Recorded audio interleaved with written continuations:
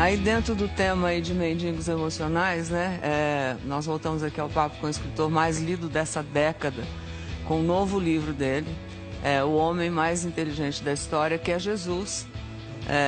E aí eu soube que você não acreditava em Deus. Eu fui um dos maiores ateus que pisou nessa terra. Talvez fui mais ateu do que Nietzsche, que escreveu sobre a morte de Deus, do que Jean-Paul Sartre, do que Diderot, do que Marx, que considerava Deus o ópio que entorpece a humanidade. Como a minha teoria estuda a construção de pensamentos e a formação de pensadores, eu estudei como é que Einstein libertou seu imaginário, como Freud, e fui até Jesus Cristo. Esperava encontrar alguém de seu menor valor. O senhor estudou a vida de Jesus. Exatamente, a história, as reações subliminares. Faz 15 anos que você está...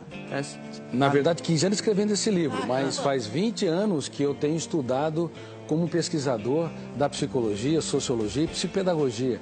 Eu fiquei perplexo, porque percebi que ele não cabe no imaginário humano. Eu me curvei humildemente à inteligência dele.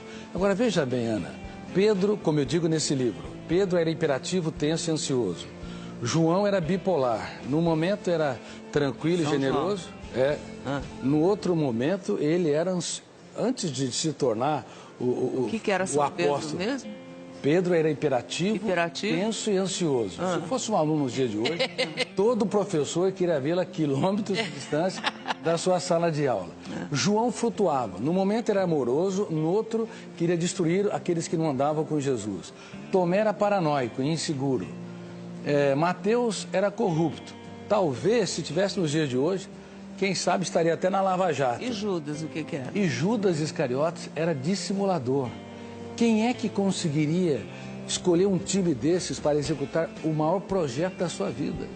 Mas por incrível que pareça, para espanto das ciências, ele transformava pedras brutas em obras-primas. E eu fui às lágrimas ao perceber o que esses jovens eram antes e no que eles se tornaram. Foram apóstolos da sabedoria, da generosidade, da sensibilidade. Graças ao carinho, ao amor, ao e à afeto, dedicação de como Jesus. aquela professora e muito mais. Ele não teve medo de chorar diante deles. Um grande mestre é capaz de falar dos dias mais tristes da sua vida, para os seus alunos aprender a escrever os capítulos mais importantes de sua história, dos momentos mais dramáticos. Agora, quem era o homem, Jesus, que você descobriu através de longos anos de estudos? Bom, ele foi de fato, como eu estou dizendo, um homem mais inteligente da história. Ele geria sua emoção com maestria, ele conseguia fazer poesia no caos, ele transformava prostitutas em rainhas. Nós vimos aquele exemplo daquele jovem machucando a sua namorada. Ele era tão generoso que era capaz de transformar quem estava à margem da sociedade num príncipe ou numa princesa. E eu me perguntava, que homem era este? Inclusive, quando Judas o beija, ele fala, amigo, para que vieste? Que homem era esse que dava tudo que tinha para aqueles que pouco tinham? Ele não tinha medo de ser traído, ele tinha medo de perder um amigo. Portanto, quando eu estudei a mente dele, eu me curvei, como eu disse, humildemente a sua inteligência e percebi que ele não cabe no imaginário humano. Ele tem de ter sido real.